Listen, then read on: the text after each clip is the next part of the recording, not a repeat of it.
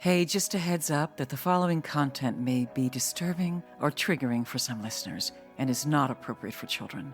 Please take care of yourself and others who may be listening with you.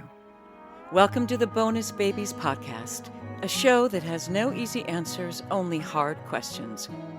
We got into this conversation and the young folks were saying, you know, the people who are supposed to be the ones caring for us, they think we're criminals, right? They treat us like we're broken, that we're bad kids.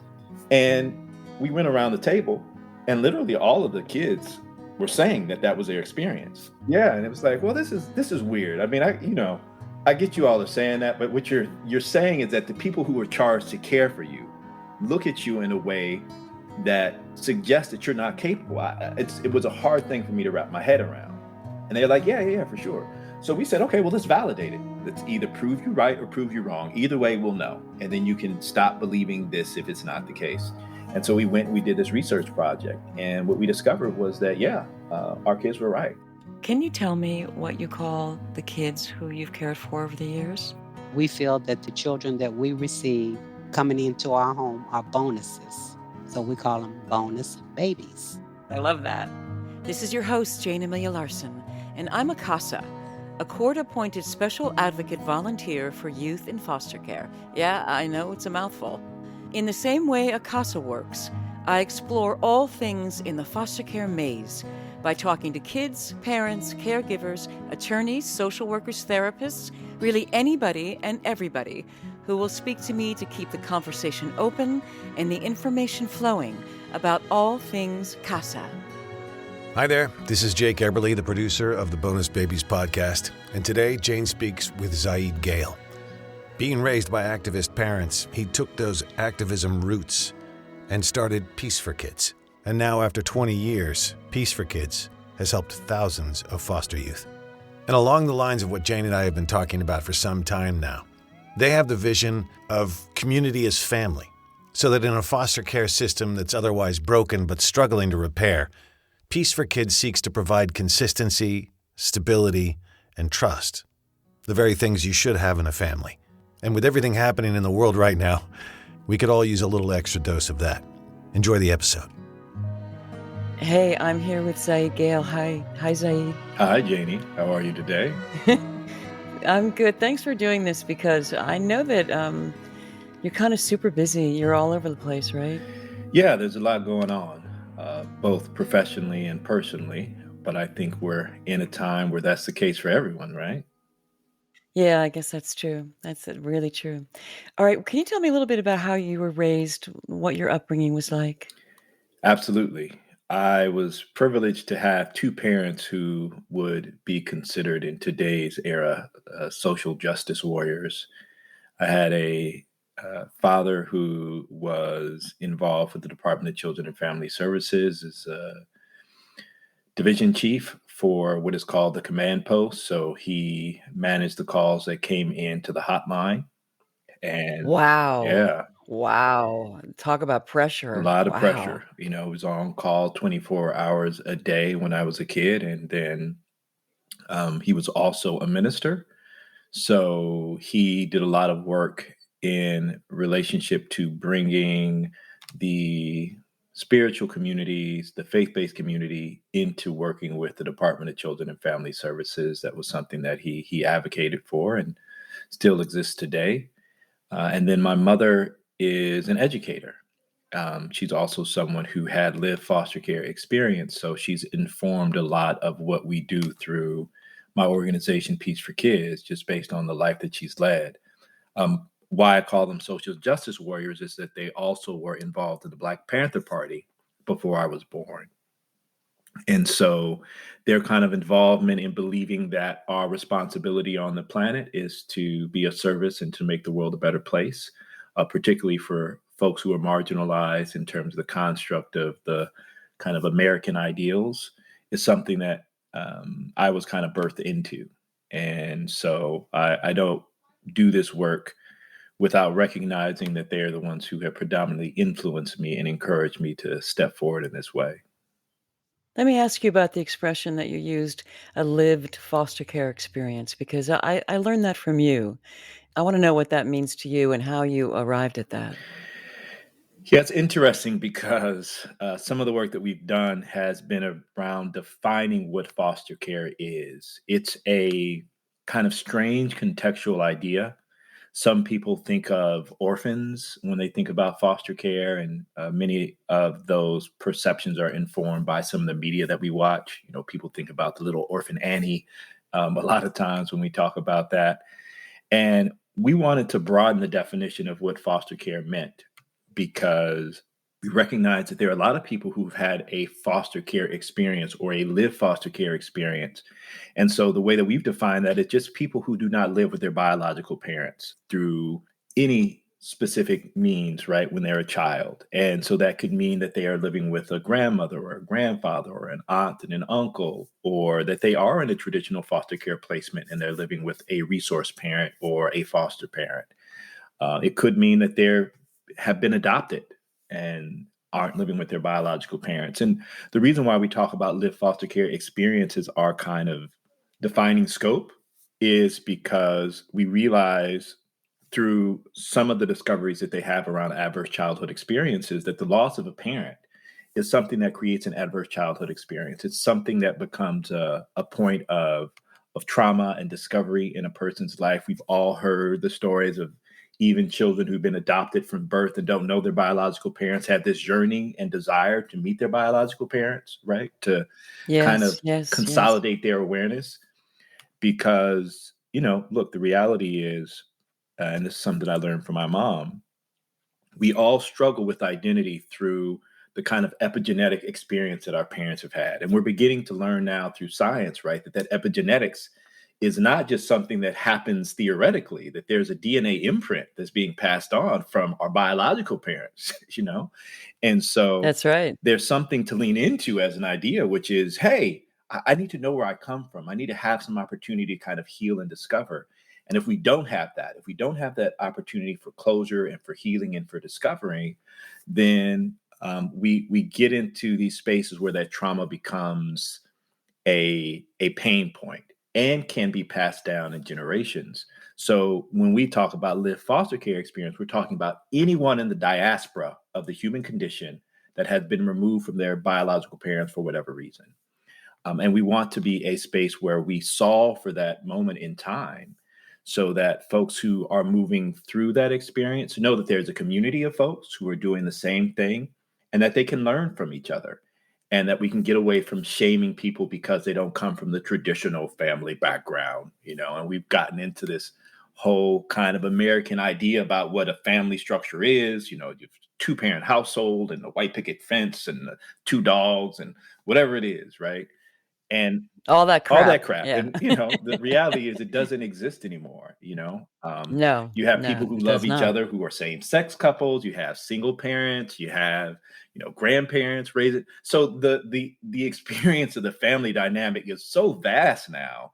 And so we want to kind of move our awareness to this space where like, yo, you can have the foster care experience and it doesn't mean it's like the end of your life, right? It just means you grew up in a non-traditional of part of the normative experience of being raised as a child.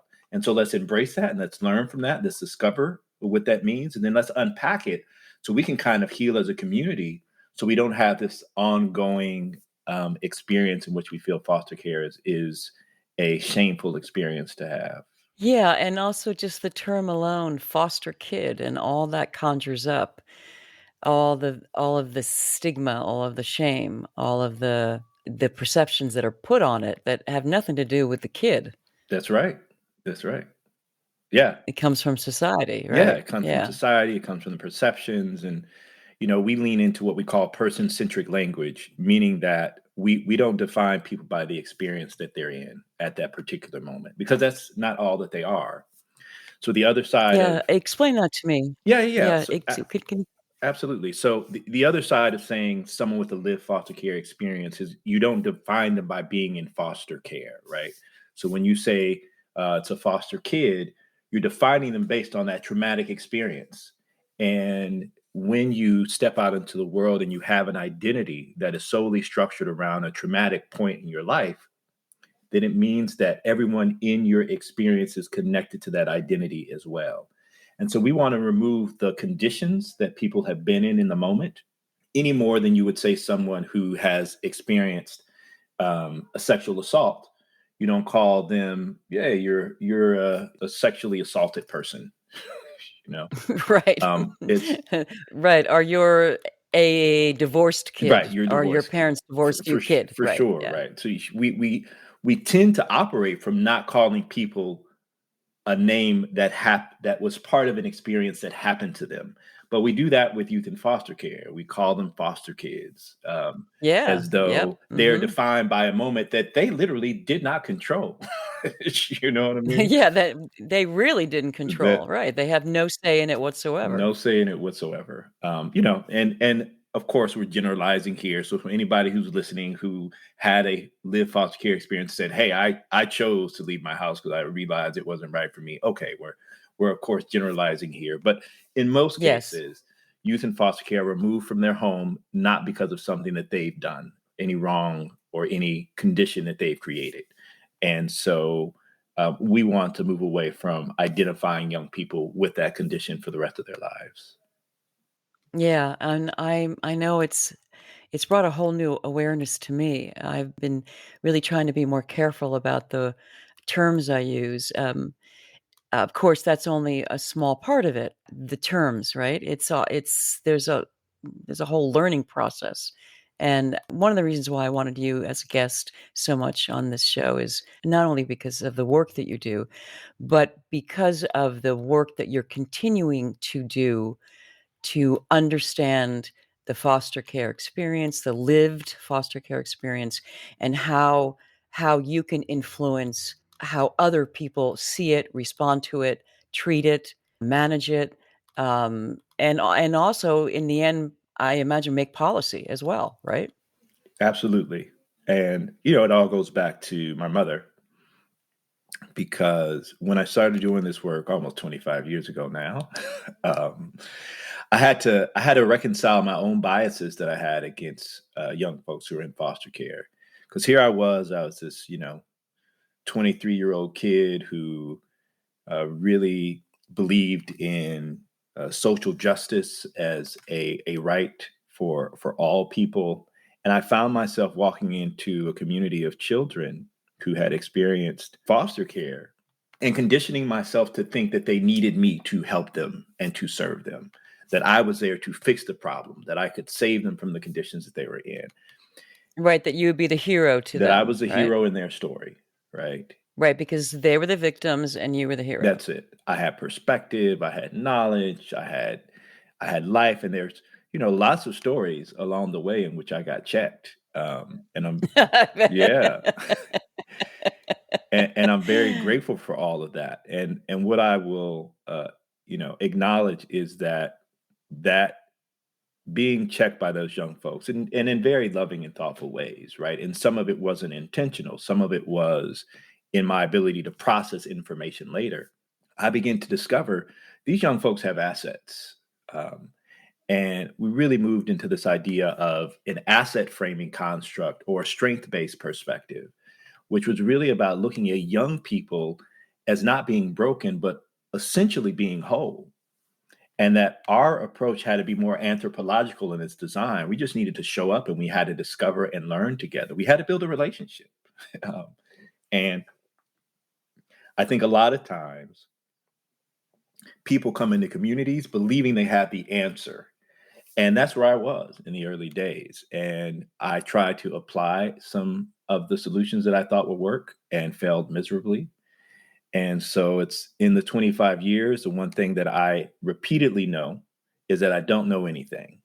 And that is that not knowing where a lot of the joy and the solutions come from, because we discover things together. And we've had many iterations of young folks who step into leadership at Peace for Kids who teach me something new. And so now I'm just inspired by the possibility of what will emerge, not because of what I'm going to be doing, but because of what I will discover as a result of doing it together. Um, One of the things that my dad always taught me, it's a lesson I have to remind myself, is that, I'm a human being, not a human doing. And so the more I try to do things, the more I try to solve for things, the less beingness I get the opportunity to experience.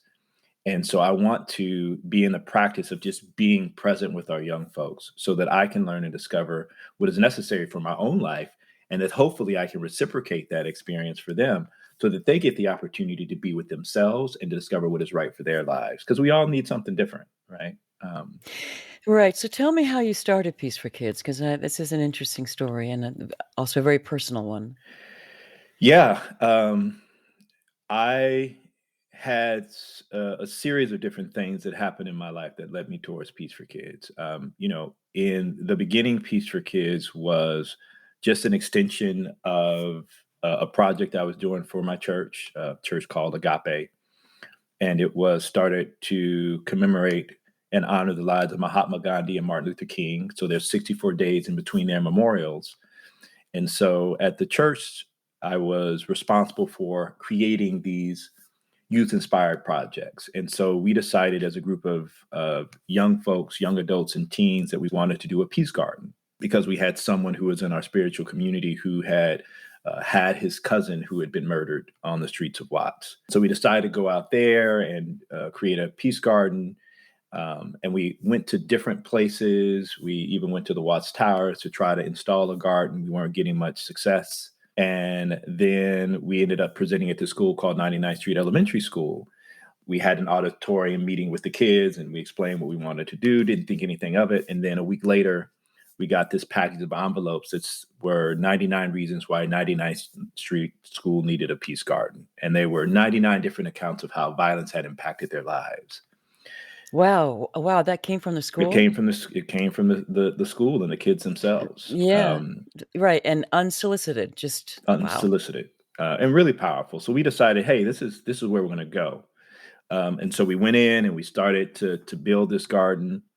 And it was in the midst of kind of building this garden because the school gave us a plot of land in the back that was overgrown by weeds that were probably 4 to 5 feet tall. And because we're working with kids, we're not using any chemicals. So most of our time was just spent pulling weeds, watering, letting the weeds come back up, pulling weeds. So the first 3 months, the kids were not very excited about this, you can imagine. That's like life, right? That's it. But, literally for the first 3 months, we're just pulling weeds. And as a result, we spent a lot of time talking to the kids. And what we found was that so many of the kids who were coming, and this program was happening on Saturday, were kids who were in foster care. And, I thought like, wow, what a unique kind of opportunity for me to build a peace garden for kids who are in foster care because of my mother's experience and my father's experience, right? It's a unique position here for me. And so we did that and it worked what I thought pretty well, but I reached a point where it was just supposed to be a project. It was not something that it was supposed to be my life's work. At least I didn't think it was supposed to be. And I reached a point where I realized I couldn't do what I was doing there at Peace for Kids part-time because I was also working in a film industry. That's how I was making my living. And I just didn't have the time, energy, or resources to commit to doing Peace for Kids full time because I was a young man. I needed to make a living and all those things. And so I was going to walk away. And at that moment when I was going to walk away, I had an unfortunate experience. This young man who was my closest and best friend, I called him my brother. His name was Javon. And Javon ended up committing suicide. And I was actually on set the day before he passed, and he called me, and it was right after 9/11 had happened, and so I had been out of town because I had just got married on the 1st of September of 2001, and I was on my honeymoon, and we were actually out of the country during the time of 9/11. And I really struggled to get back. I spent more money than I had in my budget. We were a young couple. And so I had budgeted to the dollar about how much money I had to spend. But I expended all my resources trying to get back. And so I immediately went to work. And Javon called me the night before he passed and said, "Hey, I just need to talk to you. We didn't get together for your birthday, and it's something that we traditionally do. We just have that check in, and I really need to chat." And I said, "Okay. I'm on set right now, but I'll call you when I'm done, and then we can talk then." And he said, "Yes, please, but just give me a call."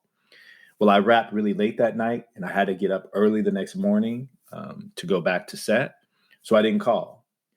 And so the next call I got was at 4 o'clock the next morning from his sister telling me that he had jumped from a building next to his house. And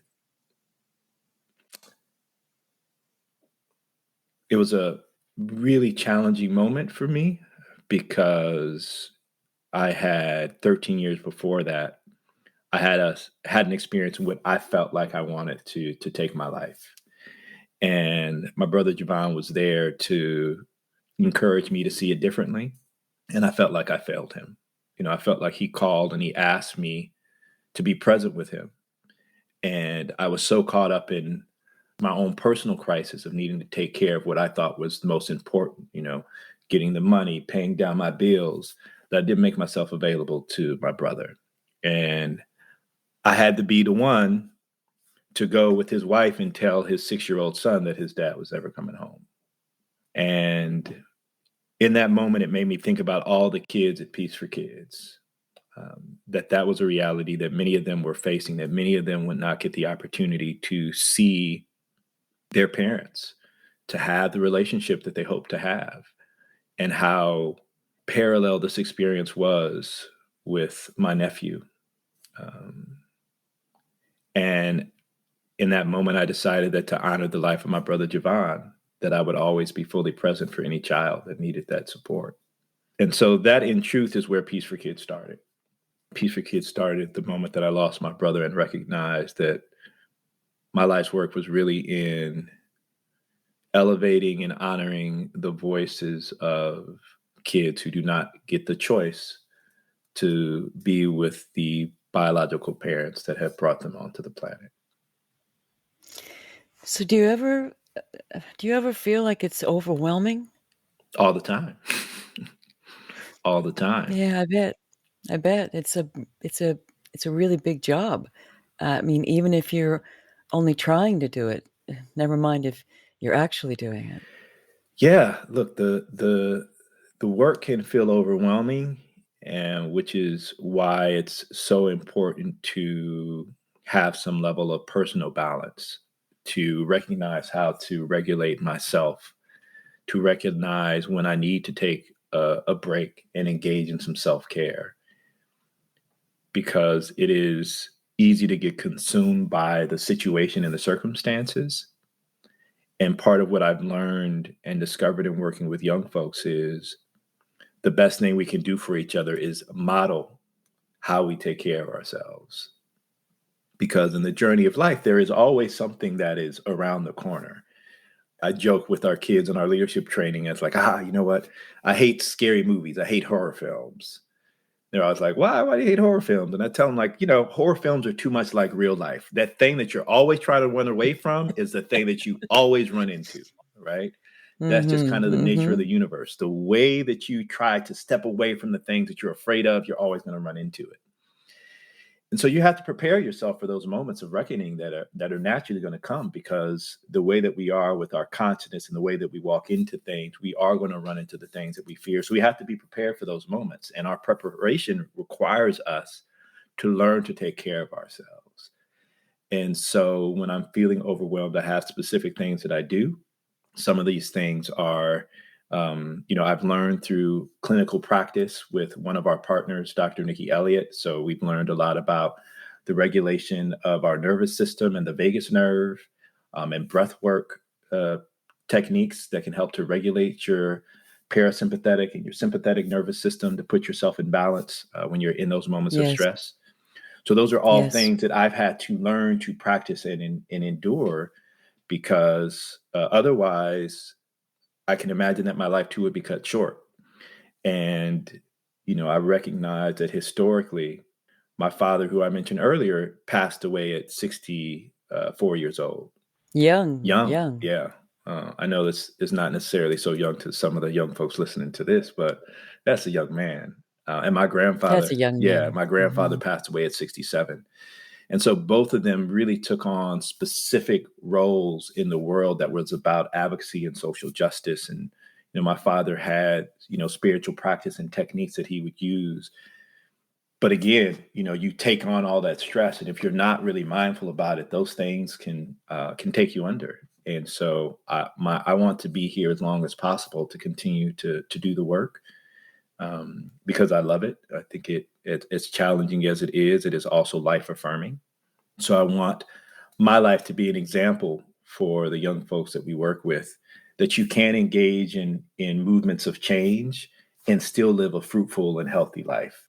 I want to move us away from the idea that to be in service to the planet and to the world means that your life will be cut short, means that you can't lead a life that is inspiring and influential and also full of joy and prosperity and love. I think we have created a narrative in which being of service in this way means that you are going to be bound by good relationships and bound by change, but that you can't live a fruitful life in all the other ways. And so I'm hoping that I can change that perspective, but it requires a real strong commitment to being present with whatever is moving through me, physically, emotionally, and spiritually.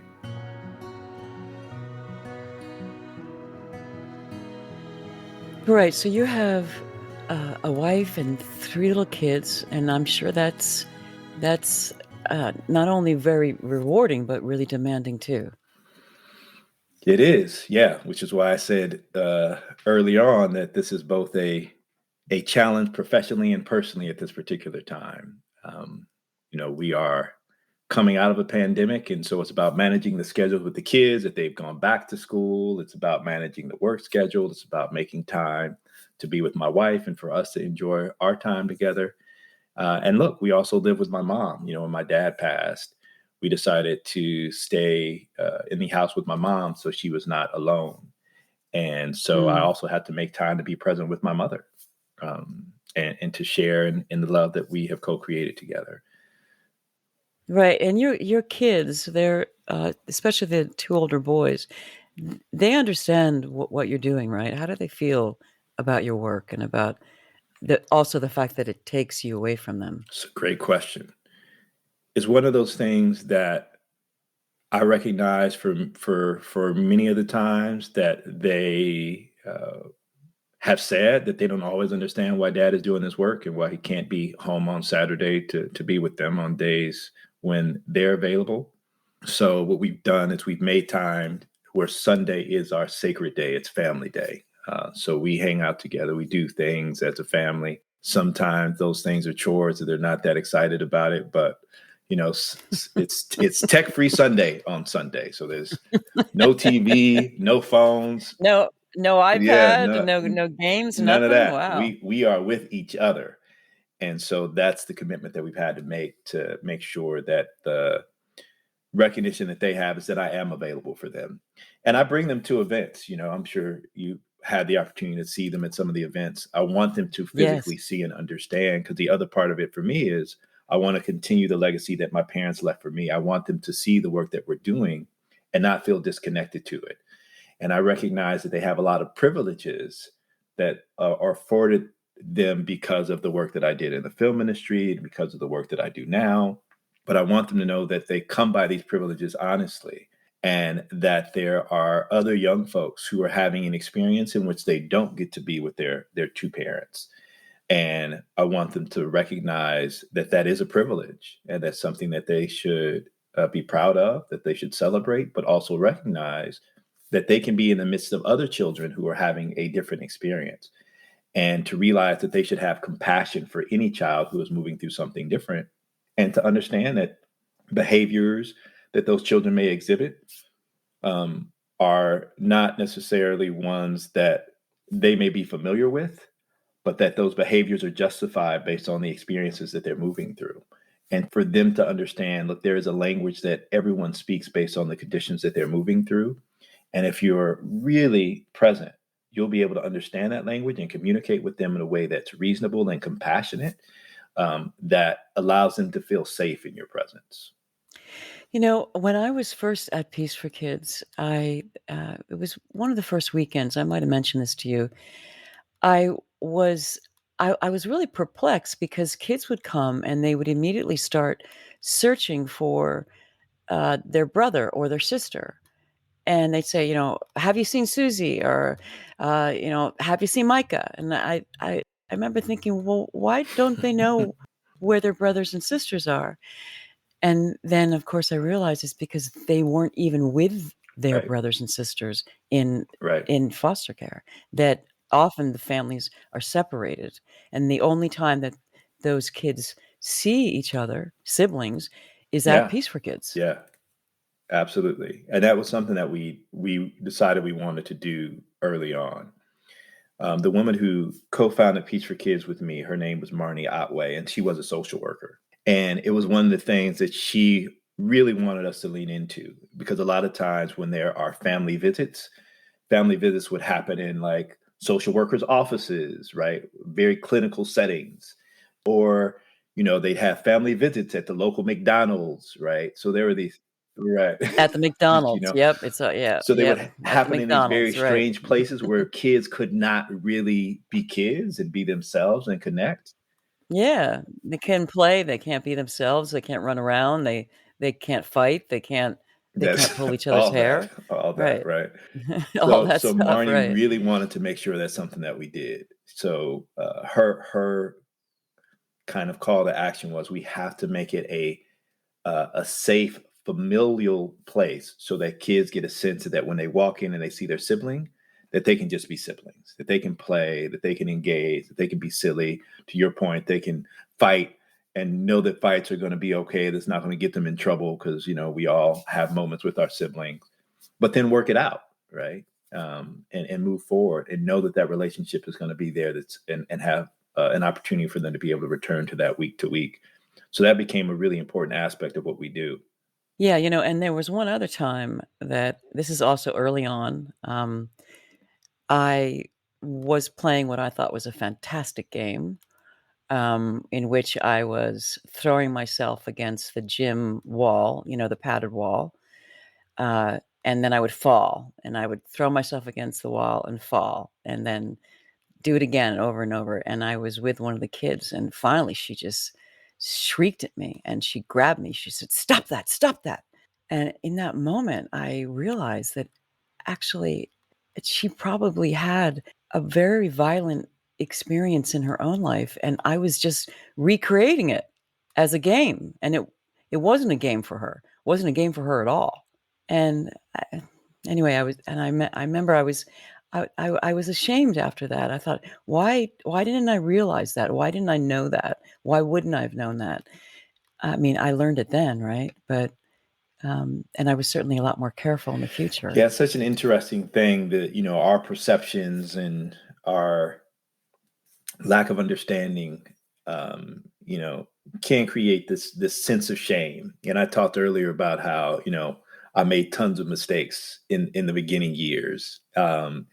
And we talk a lot about the rupture and repair experience. And what I mean by that is, you make a mistake and it creates a rift between you and a young person. It upsets them and brings anxiety in the moment, and it ruptures you. Yeah, she didn't talk to me. She didn't Yeah. talk to me for 2 years, by the way. So Yeah.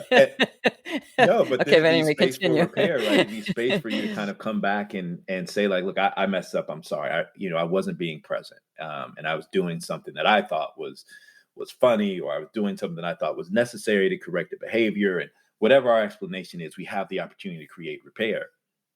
That's been one of the most powerful things about this experience for me. One of my favorite stories is one I tell all the time, is the one about strawberries. And there was this caregiver who used to love to show up early. And when I was going to 99th Street School, we would have the garden, and I would show up early so I could prepare for the day. I was the only one with the keys, so I wanted to make sure I got there early to set up for when the kids got there. And this caregiver was notoriously showing up early to try to drop her kids off so she could leave. She happened to come on this day, and she said, "Hey, I've got to go. There's funeral services. I can't drop off all the kids. I only want to drop off one because I don't want her to go to these funeral services. So I really need your help. I know I'm not supposed to drop off early, but I really need your help. So I was like, okay, there's something very specific going on here. She can come. So the 6-year-old girl gets out of the car and she comes in, and I tell her, just wait here for a second. Let me make sure things are safe for you. I put all the tools away that I think could hurt her. And then I walk her around the garden so we can check it out. And I happen to come across this strawberry. It's like, oh, look at this. It's the first strawberry of the season. And I pluck the strawberry for her and I give it to her and I say, hey, why don't you eat this strawberry? You're the only one who's going to get a chance to get this strawberry. So enjoy it and then walk around and see if there's any other strawberries that you can share with your friends when they get here. And I left and I went to go finish preparing. Came back maybe like 5 minutes later, and I see that the strawberry had just like had a bite out of it and it had been like thrown into the dirt. And I was like, what? I got all upset and I'm like, what are you doing? Why would you take this strawberry and throw it in the dirt? I gave that to you and it was a very specific thing. And why would you treat food like that? And, she got big-eyed and tears welled up in her eyes and she started to cry. And she said, well, you told me to walk around to see if there were more strawberries, but there weren't any. So I was planting them so when the other kids got here, they could have some too. Oh, wow. And, Wow. her compassion broke my heart, and here I was being so firm and strong, and she was really being thoughtful. And we have these moments where we're not giving permission for the kids to express their power and their voice in a way that's meaningful to them. We get into adultifying the situation and doing what we think is right.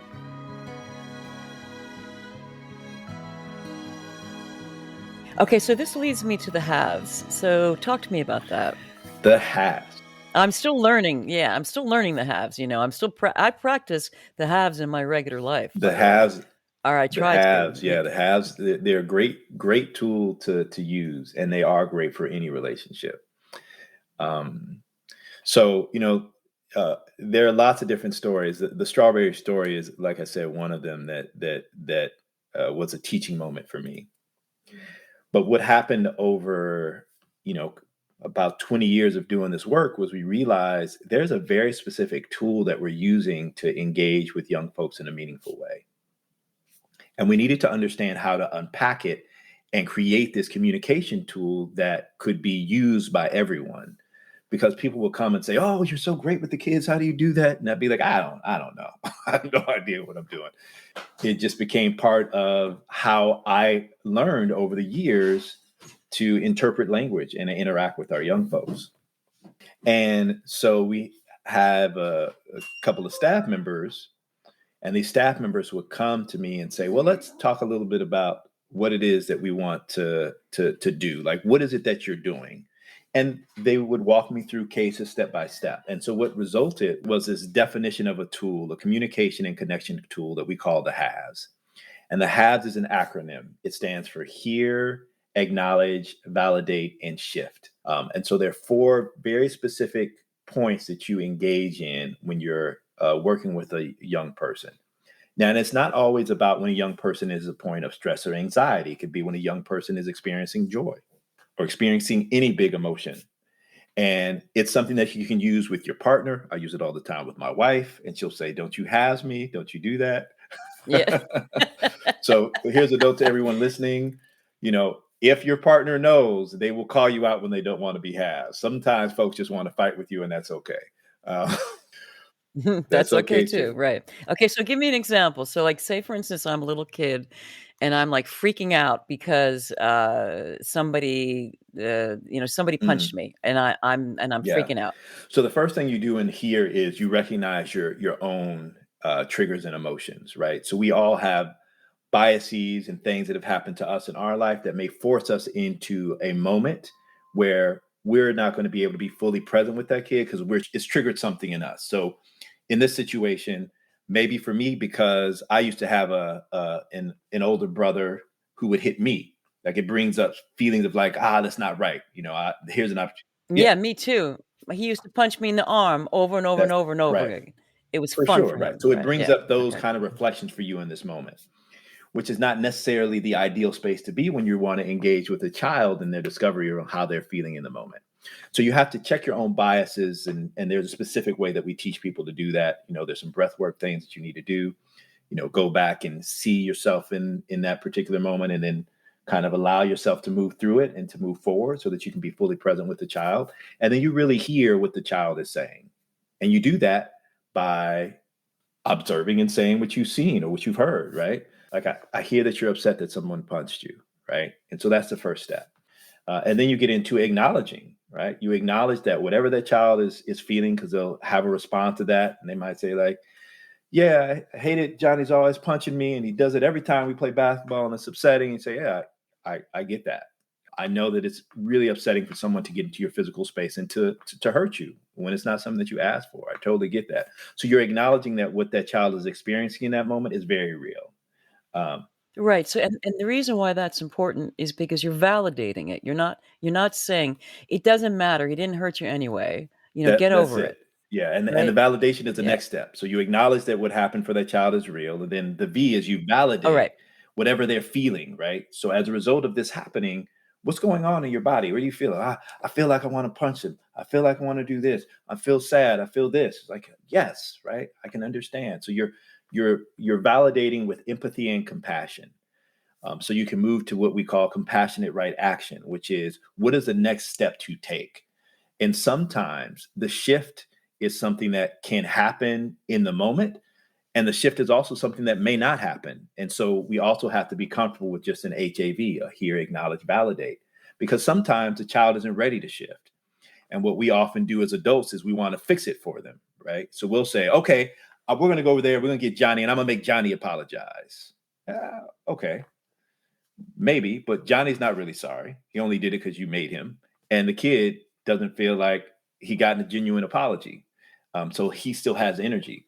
So in the shift part is where you get to ask questions. Okay, what would you like to see happen here?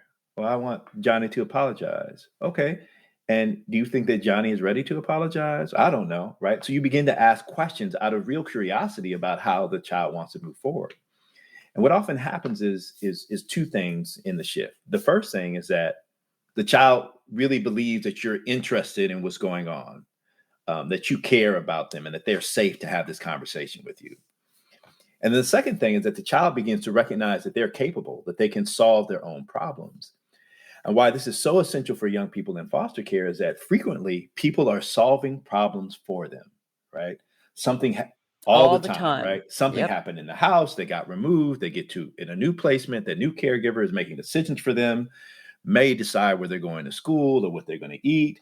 They're placed in a room with kids maybe that they don't know, or in a house with kids that they don't know. So there's all these changes that happen. You have a social worker who makes decision for you. When you go to court, you have a lawyer that makes decisions for you. Maybe you have a CASA who's an advocate who listens to you. That's a little bit better, right? But you have all the Hopefully. hopefully, Hopefully. right? But Yeah. you have all Yeah. these people that are Yeah. making decisions for you. So you lose this kind of sense of I have critical thinking skills and I'm capable of making decisions in my own life. So that's the other point of this, which we recognize as a real powerful tool, is you give young people agency, you give them voice, and you give them power. Yeah. Right. Right. You're right. You're giving them agency, and you're giving them also the tools to continue to develop it as That's right. well.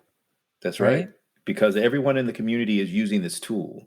So what's great about it is that child then begins to understand whether we've explained the half to them or not. Like, oh, there's a method to the madness here. I have this big feeling, and then people engage with me in a certain way, and I can solve it. This is great. And the hope is that when they have a problem outside of the community, that they'll go back to like, okay, what am I feeling right now? What's going on? Okay, it's okay that I feel this way. That's fine. All right, how do I move to solve this? What can I do in this moment to make myself feel better? Or do I need to stay here? Do I want to stay in this emotion and have this experience? Because that's okay too. All right. So, if you don't mind talking a little bit more about the other things that you have also developed, for instance, the heart um, Yeah. approach. Uh, Yeah. So the halves is a communication tool, and it's a connection tool. And the other thing about it is you have to also look at the heart, which is a way to, we say, have yourself, right? And what I mean by that, it goes back to what I was saying earlier in terms of regulating yourself. There's a bi-directional experience whenever we come in contact with each other. And science has proven that in many ways, the interactions that we are having with other human beings is influenced by our own nervous systems. And so when we step in spaces, we have to learn to regulate ourselves if we want to have the intended outcome. And the example I always give when I go out to do trainings is like, I want you to imagine that there's a fire in this room. All of a sudden, somebody sees it. They start freaking out because the fire is behind them. Everybody else jumps up and they're screaming and they're running around. And there's always a one person in the space that says, hey, everyone, calm down. The exit is over here. We're going to move in an orderly fashion so that everyone can get out safely. And the person who has command in that moment tends to have the ability to lower the energy in the space so that people can respond. If there's not that person, then there's crazy making. People are losing their minds and all kinds of things are happening. And so that's what we want to be as using the heart tool. We want to be that person that can regulate the environment, who can lower the stress by first doing it within ourselves. So part of what the heart tool is really about hearing what's going on. It's doing it with empathy and compassion. It's developing a rationale and a reason for why we are moving through this. And it's checking all of those biases, checking all of those energies, and giving ourselves tools to kind of meditate, to visualize, to see ourselves in situations that we know cause us stress, and then to have resolution when we move through that, right? So the next time that you come up against a moment, and when you talked about this experience with this child that you had, right, you could go back and you can visualize that in your head and say, okay, how could I have shown up differently, right? How could I be in more regulated force in that moment so that I'm not triggering or causing additional harm in that space? So you're constantly in the space of self-reflection, and that's what heart is about. It's about tuning into the heart vibration, tuning into that nervous system, regulating yourself in a way so that when you step into spaces where you know there's going to be high energy and kids and all these things going on, where you can get like swept up in the moment and be doing all kind of things, banging yourself off the wall, or, you know, with me, I'm, you know, screaming and dancing. Like I can do all those things. I'm having a good time, but I also have to have the awareness of like, okay, I'm not in a space of being, I'm not in a space of self-control and self-awareness. I'm allowing myself to get swept up, and it's not feeling good right now. And that's what we also speak to in terms of interoception. You know, that interoception is awareness of the body that we frequently get out of, right? We frequently are not paying attention to what's going on in our body because of all the other distractions that are happening. So it is a practice, and it's the practice of self-regulation and self-management. And we've written about this work in a book. It's a handbook that's about innovative practices that we think are really valuable for early childhood educators and for young children. Right, I will put that in the show notes, actually, so just so the readers will be able to or the listeners will be able to refer to Yeah, it. thank you for that. And that work was also informed by some research that we had done, because, you know, and again, I know this is a strange thing because so much of what we created has come directly from what we have discovered with our young folks. And so we did something called Changing the Narrative, and it was a youth-led initiative, and it was all of. I love it, I love it, I love it, I love it, I love it. Okay.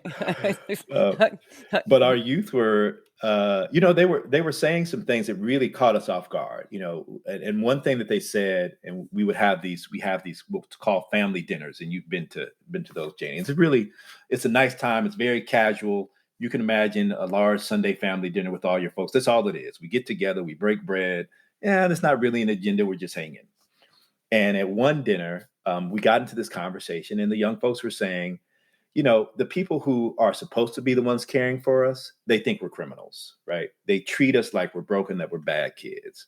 And we went around the table, and literally all of the kids were saying that was their experience. Yeah, and it was like, well, this is weird. I mean, I get you all are saying that, but what you're saying is that the people who are charged to care for you look at you in a way that suggests that you're not capable. It was a hard thing for me to wrap my head around.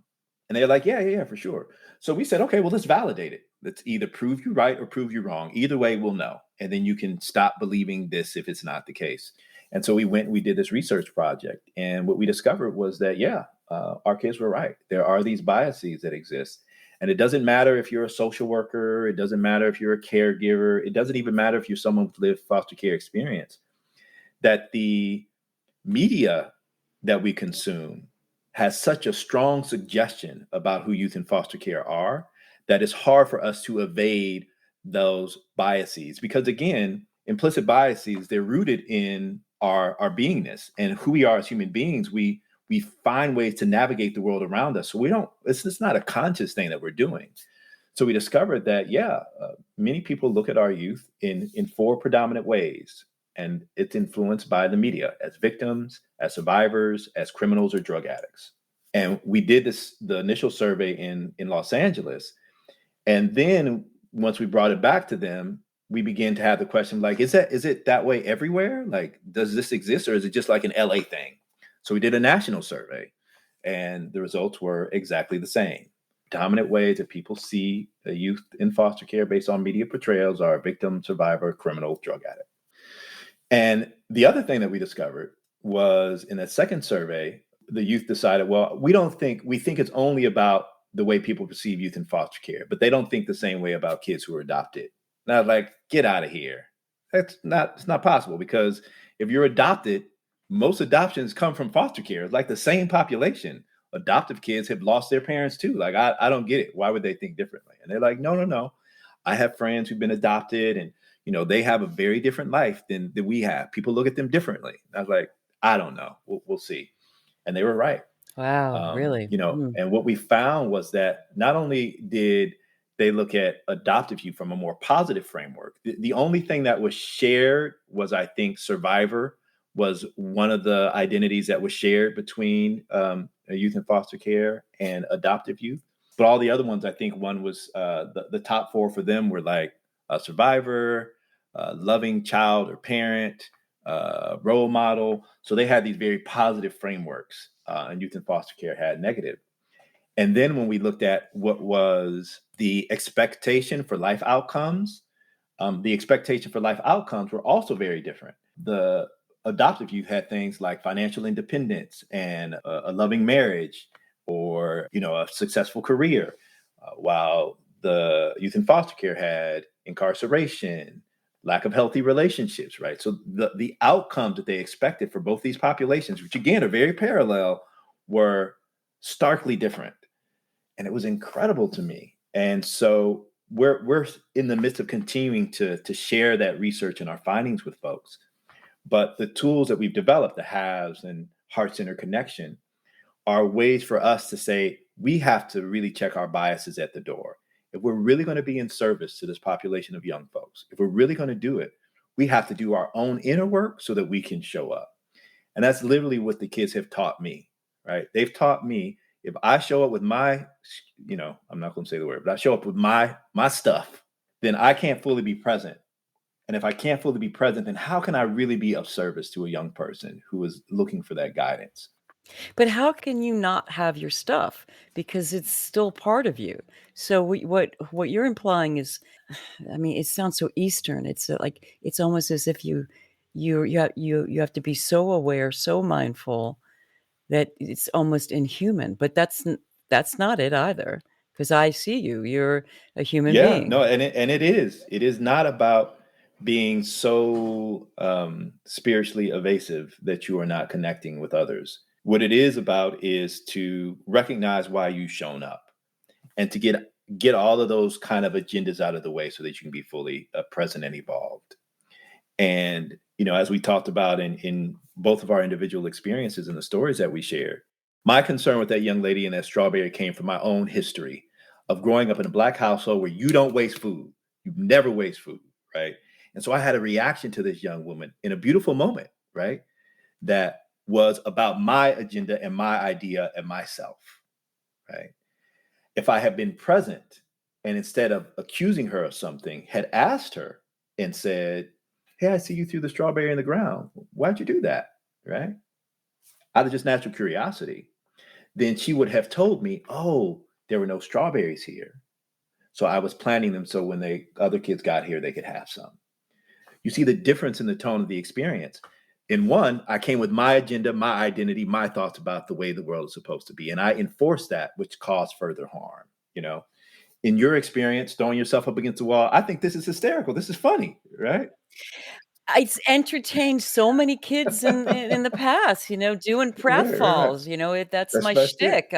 I was gonna entertain her. She was gonna laugh. That Physical was it. comedy, right? I'm into the physical comedy, right? Yeah, she was having no parts of it, and I didn't know enough at the time to actually address it with Yeah. her, and, to say I don't even think I didn't have the chance to say, "I'm sorry that I upset you." I was doing my own thing without really paying attention to how it was actually affecting Yeah. you. Yeah. And, the Um opportunity could have been to check in with whatever kids were there and to say, like, hey, what do you guys want to do? What are you feeling like doing at this moment?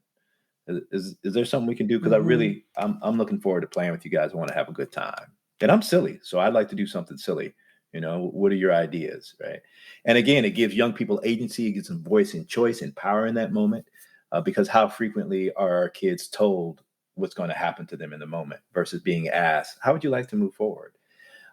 And so that's all I mean by using these tools, right? And using our awareness of our own biases as a reflection point for us to be in the business of checking ourselves, not to say that those moments aren't there, but to recognize when you're triggered in a moment, is this trigger about me and my experience, or is this trigger about something that this young person is moving through?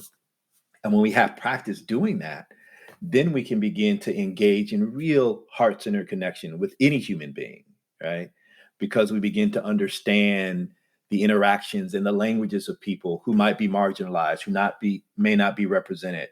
Um, and that's something that we have to practice because we are always the heroes in our own stories, you know, and we need practice in being the supporting cast.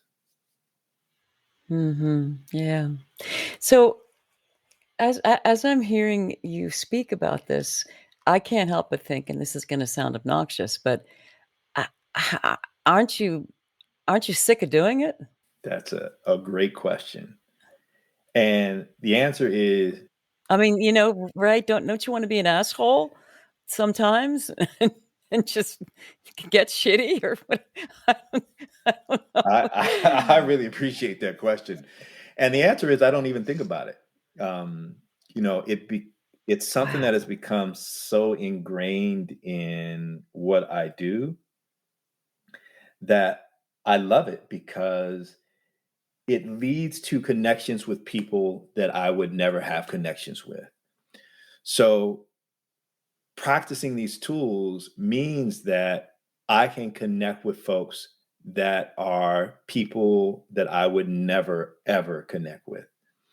And this includes folks, my political affiliation is I'm very liberal, I'm Democratic.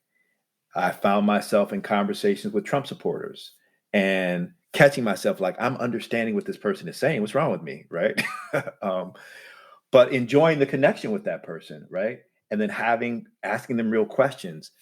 Um, and then I found as I've done some other research, there was this brother who was going around talking to people who were involved in white supremacist organizations and just sitting down having conversations with them and building relationships. Right, right. Are you talking about Daryl Yes. Davis? Yeah. Yeah, He he's is, right? amazing. I And a mean, very similar yeah, approach, right? And you're like, this is what absolutely. happens. This is what Mhm. happens when you open yourself up to the possibility and you move away from your own triggers. You can embrace people and people can feel love and they can feel safe and they can be transparent and you can build relationships with folks who you should not be in connection with. And to me, that is really the work of humanity. To me, that is the spirit of peace evolving on the planet because so much of our conflicts come from our unwillingness to engage in perspective sharing with someone who we see as different. And so the reward in this experience is I am so deeply connected to humanity in a way that otherwise I know I would not have because I'm a black man, I'm 6'1", I'm 225 pounds. I can be an opposing figure to some people. I can be a threat to some people. And when people see me and they see my joy and they see my grace, they see my love, they see my compassion, all of those identities melt away and we just become two human beings having an interaction. And that to me is a reward I'm unwilling to give up.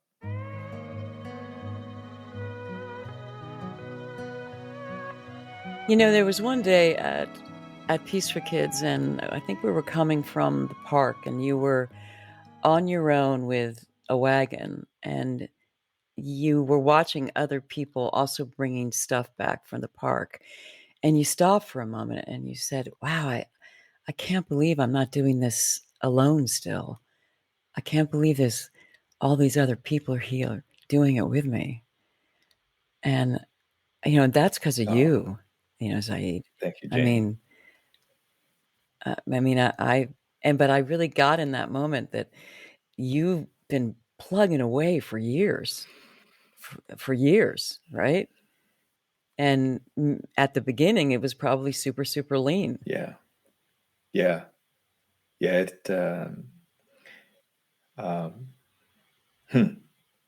Having a moment here. It's a real humbling experience, Yeah. because I say all the time that I get to see the best sides of the human condition. And I think the thing that is most surprising to me is that I see the best in humanity through kids who are viewed as the least in the human condition. And I think it is the opposite of what you would expect to see, is that the most human aspects of our condition I get to experience with kids who people believed are unloved, who don't have the capacity for love, who are broken. And, the fact that other people are willing to go to that place with our kids, the fact that our kids are willing to go there with us is so life affirming. Who our kids are, just in the nature of their beingness, is incredible. And I'm always taken aback by it. And every week with our kids, somebody says something that makes me laugh, that makes me remember, like, wow, these kids are brilliant, and they say things that challenge me. And it is unbelievable. And, I've often said, I get paid to do this job, but I do it for free. And I did it for free in the beginning. And I can imagine that there's a day coming that I'll get back to doing it for free. Peace for Kids is going to be in my blood as long as I have breath on this planet. And as long as there is a space where our kids feel safe, because to me, that's really how I define justice. We're always looking for equity and justice in the work that we do. And for me, justice is just about creating an environment where there is a sense of felt safety. When our kids feel safe, when we as adults feel safe, the best of who we are comes out. And the fact that so many other people would step in that space with me to create a safe environment for us all to heal and to grow and to love and to nurture each other is incredible to me. And I don't take it for granted. Well, also what I see is that you celebrate the kids. You're giving them a safe place to be who they are, but you also celebrate them. Like, I mean, I've seen it in their faces. They're like, I'm me here. I'm me here. That's it. And it's so cool.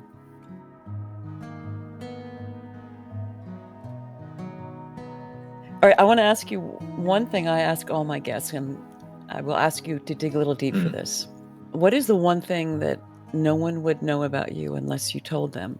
Is there something like that about you that no one would know? Yeah. As much as I love my Black skin, I struggled with the color of my skin when I was younger.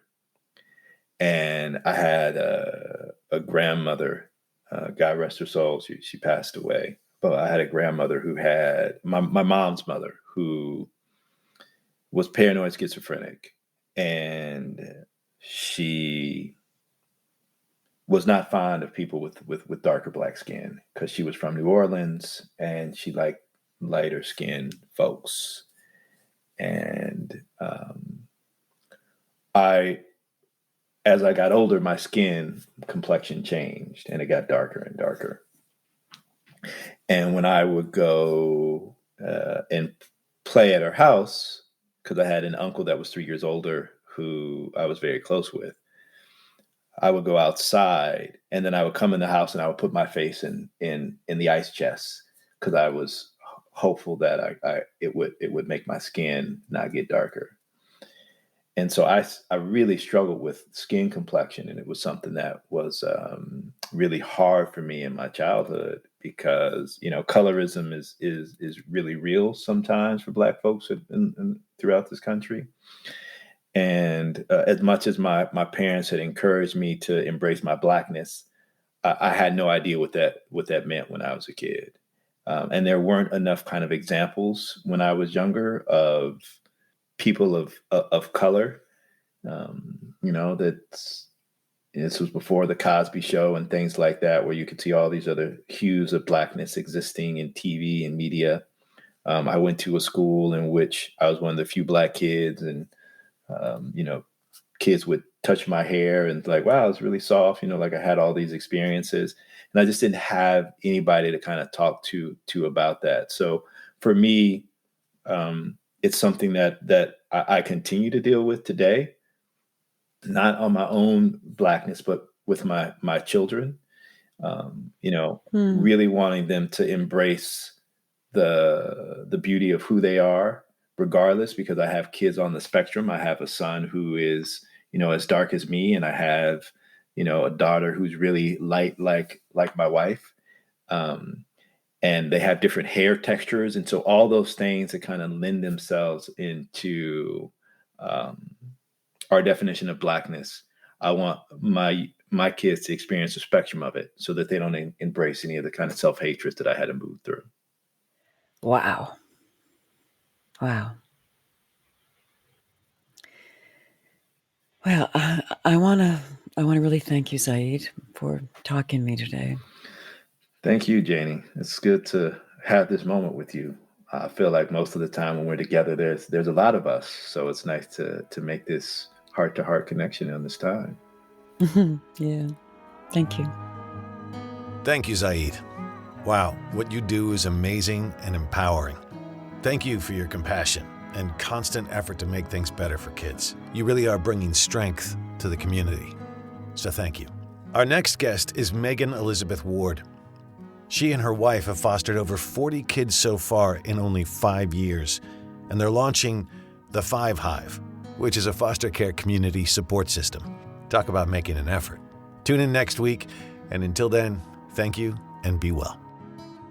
If you see something, say something. If you suspect a child's health or safety is jeopardized in any way by parents or anyone else, contact the Child Protective Services Agency in your county. 24-hour hotlines are staffed by trained social workers who will help you through the process, and you can do so anonymously. In California, you can call the Child Protection Hotline at 800-540-4000. So if you see something, say something. You might be saving a child's life. If you want to know more about becoming a CASA anywhere in the country, go to nationalcasagal.org, and in LA, casala.org. And if you want to know more about becoming a foster parent, check out the National Foster Parent Association at nfponline.org. There's also faithfosterfamilies.org and adoptuskids.org. There's tons of other information online as well, so you can just hunt around. We also want to thank the supremely talented Christina Apostolopoulos for her beautiful original music. You can find her music on Spotify or Instagram at Christina Aposto. And also thank you to Yukon Har for his engineering. Thanks for listening, and if you like what you hear and you find it as valuable as we do, please rate us and hit subscribe. You can also make a donation at bonusbabies.org. See you next time.